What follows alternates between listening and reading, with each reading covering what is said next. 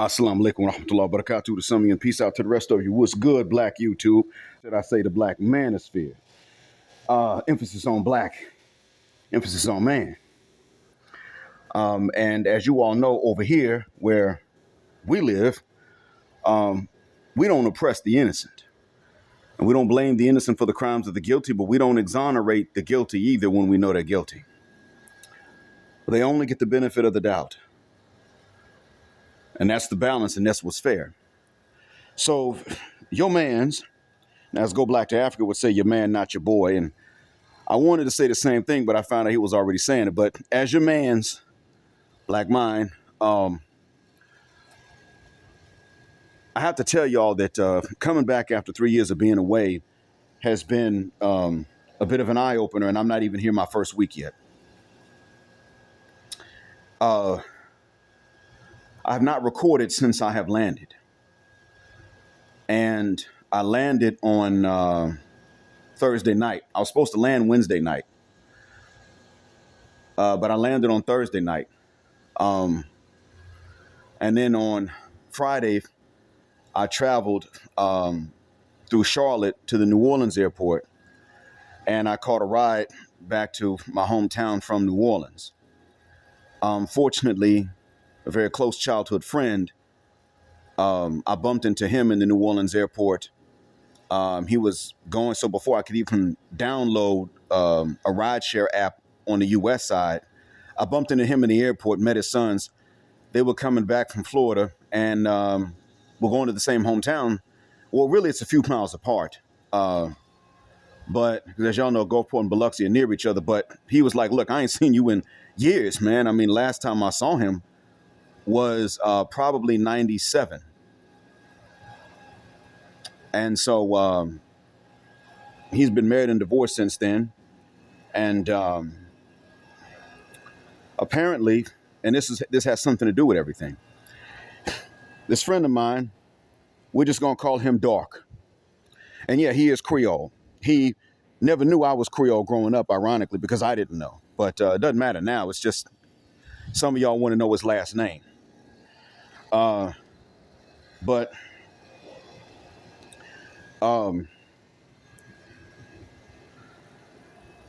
he's now a doctor. So Dr. Dark introduced me to his sons. And we chatted a little bit. And the thing was that he was talking about divorce in general, but he didn't tell me why he and his wife divorced and his ex divorced, and I did not ask. Granted, his sons were in the car, so I did not expect him to say what it was. But by the same token, when I got back into my hometown, and it just so happens that my brother was visiting, and he gave me a buzz. And so from my friend's hometown, my brother came, got me, took me to the actual hometown. He was going to go to the New Orleans airport, but he left late.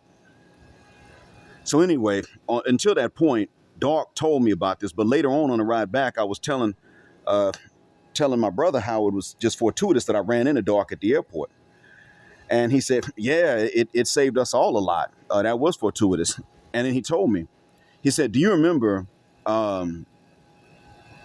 this chick last name Broussard in the Jack and Jill teen conferences out of their chapter? And I said, yeah. I said, no, I don't remember, but I remember the name. And he said, well, she was the one talking about don't have sex at the teen conferences. Don't have sex. I said, yeah. Of course, many of them were talking about that.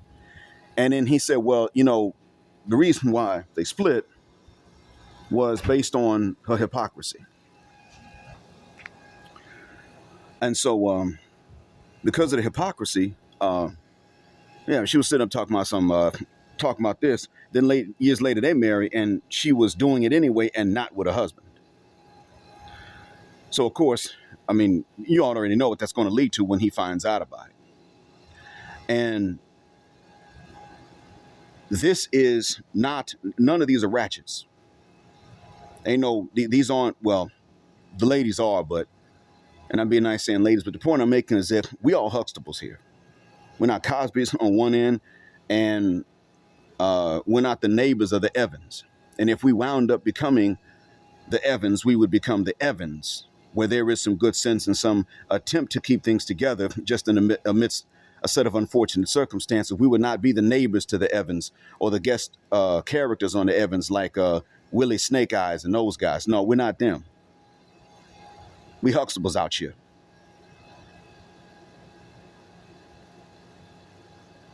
But class compression is real. And the sad thing is that we have allowed a scenario in Black America to play out in which, and to become a reality in which we men are forced to go back into the Evans situation because we don't get to stay in the classes of our parents.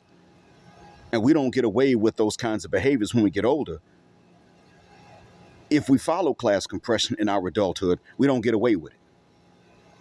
Trying to prove stuff and keep it real to the so-called real N-words because they from the hood and they ain't Huxtable does not help us out. We start messing with these same things and then go down these same roads. We get shot, we die of overdoses, or we go to the cell block and probably still die there. That's what happens with us.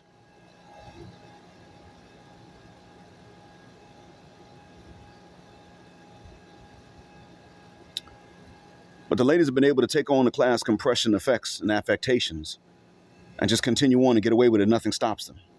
Nothing happens to them. It's all okay. It's fine. It's hunky-dory. They want to be hypocrites, fine. They want to be ratchet, fine. And the thing is that you notice that they become these ways in no way or form or fashion in life except that which is inconvenient to us. They don't go to the jobs and act this way. If they do, they might get fired working around Massa, Zaddy, Mr. Charlie. Charles Whiteworth III. They wouldn't necessarily complete to get away with that for too long because, as we know, Brad don't tolerate that mess. Not to the same extent. He tolerates a little more from them than he will from us. We know how this works. And so I have to sit up here and I got to tell y'all that we're dealing with a scenario in which we've had it a little bit too difficult. And we've had it this way because we never really bucked back. And now we're bucking back. I'm going to start moving around a bit more. I've taken time to catch up with family, trying to catch up with some friends. As I start moving around a bit more, I want to see the evidence of this in real life play out. That in the 3 years that I've had to be away, that you have been bucking the back, that you are not playing around, you are not playing games like this. That you ain't out here making it easy for them to just get away with it. One of my childhood friends fell victim to this notion of keeping it real. He did time, Parchman, and then some in Angola. Did dirt on both sides of the Mississippi River. This man did some time in these areas. He got out, moved out to California like a lot of Gulf Coast Negroes used to do and sometimes still do. Started writing screenplays, was good at it. I read one of them. I just found out that the reason he died a year and some days ago was due to an overdose. Messing around with one of them opioids. And that his close friend had passed away from the same thing. And that was the reason why it was that my man's pinky didn't hang around that close friend. This is years ago, the first one passed away. The one that passed away a year and some days ago was due to this. I wonder what the hell was going on. Why they passing away so young? Does it have something to do with the vaccines that everybody took? No, it wasn't that. What it had to do with was that, frankly, even as he learned his lesson and he had developed some talents, somewhere down the line, he thought that he could take the easy way out chemically, maybe stimulate his creativity. I don't know. But he paid for it. He paid the ultimate price. We paid the ultimate price because we lost him. And if he could be resurrected and ask, hey, man, we'll put you in that cemetery, he would take accountability.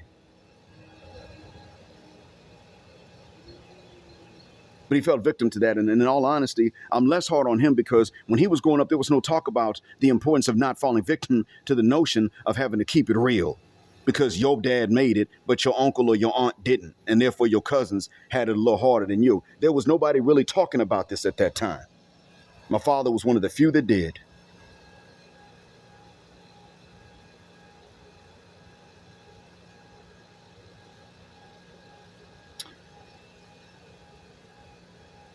But the other thing too I've noticed is this. I have certain memories of my hometown the same way you all have of your hometown. I have memories of my childhood the way you all have. My father and I had a good chat on one of the rides, running some errands. My dad said that the town he's from doesn't exist anymore. It's there on the map, yeah. I mean, there are more buildings than there were back then. The population's higher now than it was back then. The issue is that the place is not the same because not only have places changed within that town, but the people that can leave have left. They didn't stay there. And those who stayed could not leave. And many of them are gone.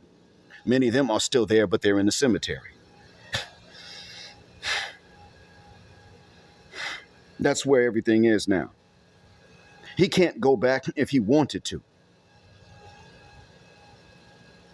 As a retiree, he can enjoy a second childhood, if you will, but he has to enjoy it here where he has made his life during his working years. He can't go back to the same location for his second childhood. It ain't there no more. The house is there, but somebody else owns it now. They bought it. The neighborhood is there, but a lot of the homes ain't even standing no more. They've been bought or abandoned. Some of them been torn down and replaced. Some of them have just been torn down. And some of them didn't even need nobody to tear them down. They fell or they burned. These are the things that have happened in many of our cases. When you look back, as you get older, many of you, and you don't have to be that old to know about this. If you're in your 30s and you understand, you can see the beginning of the changes of your old neighborhoods and your hometowns. Whether you live there or you go back and visit periodically. The only difference is if you live there, you keep up with the changes. But if you go back and visit periodically, the changes seem to be more sudden every time you go back. The woods in which I used to play for a short time are not there anymore. They're apartments. I can look at them and see them now as I record this. Half of them are apartments, one story, and the other half is a park. The hotel in which I used to go swimming before I was looking at, before we had the pool in which I'm looking right now. I can see over the treetops on the other side of Interstate 10. That hotel used to be a Hilton. I'm not going to say which one it is now, but it used to be a Hilton. It ain't been one for a long time. The only thing that has really stayed the same are the way that many other houses look, where each street is, and the plants that have not been cut down. The trees, the foliage, that's all that's really stayed the same. Some of the people are still here. We get together. We chop it up. I'm about to do that in a little bit. The interruption you heard earlier was my pops telling me that a childhood friend, the son of the judge, is trying to reach out to me. We've been playing since we have played together since third grade. His house, his childhood house, forms the basis of many of my childhood memories, but that ain't their house no more.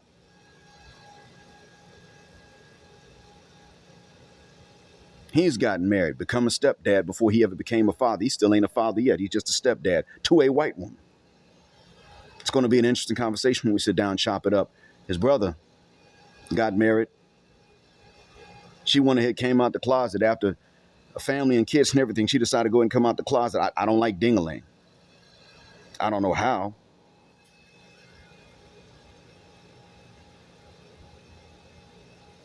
I don't know how that sort of thing works. I don't understand the attraction to the same gender, not even on the part of women. Some brothers like to say, oh, I get how women can like each other. I don't, based on the things women say they want from us. How do you want someone that has none of these things?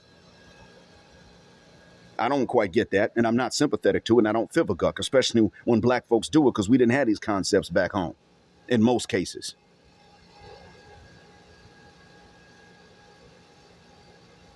But I'm sitting up and I'm watching how these things have changed. Now, I know this is happening to me, and you know what's happening to you. We're all going through it. I'm not special, and you're not special. But we don't talk about these things in order to understand what the hell they mean. What they mean is that this life is fleeting, and you wind up going in circles, whether you want to or not, whether you are responsible or irresponsible. You will see these things change. You cannot hold on to the good times that come to you. You can capitalize on them for the future, but you can't hold on to those good times except in very rare situations. And as you get older, you are going to wind up, and I'm going to wind up the way that we started off. Helpless and dependent upon those who love us and those whom we love. We will go from weaklings as infants, and grow into our full strength and wisdom. And we will lose these things if we live long enough. We ain't got but two choices. You lose them all suddenly, dying young, or you live long enough and you lose them step by step until your organs just say, we're done. Those are our options for all of us. And this is why it is that I told you that the solution is the solution. The solution I told everybody, I mentioned because of that. You see, what I just told you is something of which we are reminded frequently if you practice at all. I don't even have to wait until the next Friday sermon to be reminded of these things. I see them play out, but I've had these things explained from early on. So even though I hear this during the Friday sermons, I still see evidence and reminders of this during the week in between the two Fridays. I see this play out. The professors that were here are not, some of them are not here anymore, and they must be replaced. The people that were here in my old neighborhood are not here anymore. Many of them just grown and gone, but some of them just gone. Every time and I have to face this fact. I'm not even 50 yet, but every time I come back, somebody who was here will not be here. I've already had 2 neighbors passed away. They did not move away. No, 3 of them, if you count the one diagonal. I've had 3 neighbors pass away. All of them men.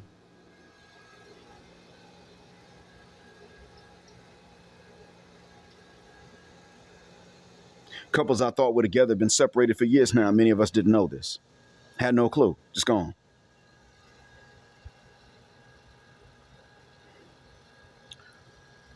And this is, I'm not saying this out of anger. I'm saying this because I understand what it means. And many of us sit and ponder about this and we feel a certain way about it, but we don't take into account what it means. This is by design, and a human being would not design this. So who is left?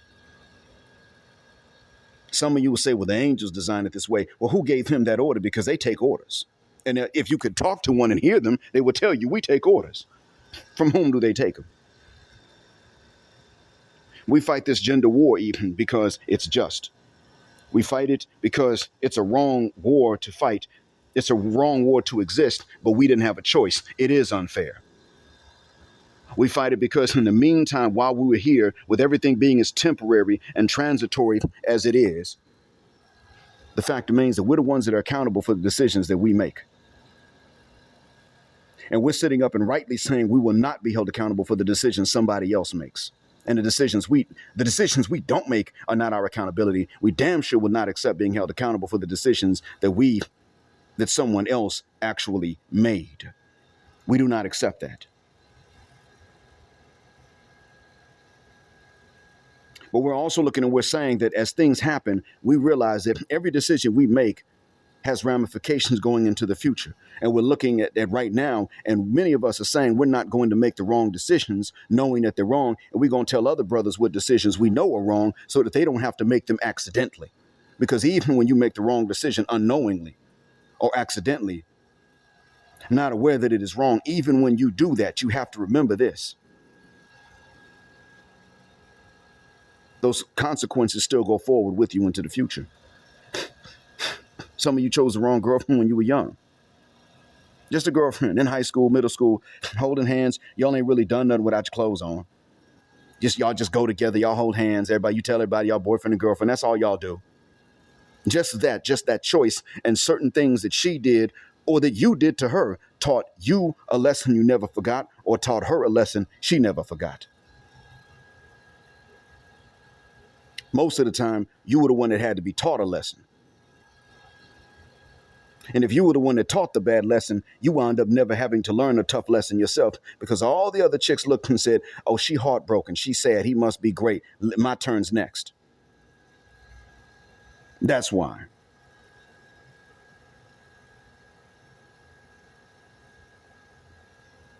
That's why I tell you all this. So we tell these young brothers so that they can sidestep this stuff. We tell them so that they can benefit from from that which we were not allowed to benefit. This is why we tell them that.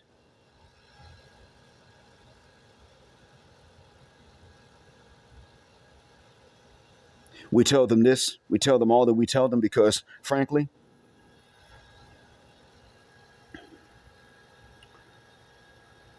we want to see the future be better for somebody, even if it's not going to be for us. And that means that we're going to have to confront one of the things that many of us did, male and female. And that is listen to somebody older when we were younger, tell us certain things, and we poo-pooed it off like, nah, I don't want to hear that. And we didn't even stop to think about why they would take the time to tell us anything at all. Because if it wasn't going to be no better for them, fine, as long as it was better for us. That's selfless. That's a selfless compassion. And many of us actually do have that as black folks, especially for other groups of people. And so with that being said, I'm going to continue on this journey, this trip, looking after family, of course. And I've learned I'm going to have to do certain things about my own health. Fortunately, I know what they are. And I'm going to continue on this, and I'm going to take a look at the life on the ground in the state since I've been away. And I hope to God that I see you brothers doing exactly what I've been proud of seeing you do online, but this time in person, in real life. I hope I see that. I don't blame you for liking women, for noticing them. I don't blame them for liking and noticing you. But male chastity is a necessary tool. And I hope to God that I see a level of consciousness among brothers my age and younger that I did not see before. I think I saw it in 2021. I hope to God I see more of that right now. Because I just got through a short time ago saying to the woman I love the most that Kevin Samuels was right. She didn't know who he was, but I told her she could look him up. And I said to her, if you do, don't ask other women about him. Look him up for yourself. See what he did and what he didn't say. If you choose to, maybe you won't. Because Edward Allen Anderson said that some of you will not be liberated until you are able to even so much as check your moms. And I haven't had to check her per se, but I have had to explain certain things so that she would understand the accidentality or the lack of knowledge surrounding decisions I made previously and what I'd learned from it. And to be honest with you, I've been very fortunate because when I explained to her as well as I could what I have learned and how I am going to go ahead and let my son know these things, and I've already started, and he's been a hell of a student, she said, I'm very relieved to hear that. That's why I don't have to check her.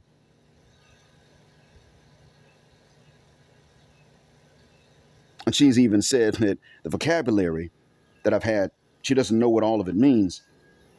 But in the sum total, she can understand that it is a way and a means to explain this to her grandson. But some of you have some of you have gone through a lot worse than what I've gone through. You have to actually check your moms because your moms outright lied to you. Maybe it wasn't mom, but if you were prepared to do that, then you're prepared to do it to any other lady that outright lied to you. But some of y'all have to do that though. So therefore, you go ahead and you prepare yourself. Because in all honesty, once you have prepared yourself to do that, you will find it a hell of a lot easier to prepare these young brothers that you want to tell. And not only that, you will find it a hell of a lot easier to look their mothers in the face. If they come trying to check you, you'll find it a hell of a lot easier to look at them and say, listen, if my own mother lies, I check her. What the hell do you think I feel towards you? If the woman that birthed me and raised me and loved me and whom I love is not above me checking her if I know she's wrong, then why the hell you think you're going to be any different? Even if he your son and not mine and I don't pay none of his bills, I am not going to lie to your son. Even if you do. If you don't want me telling him the truth, you tell him.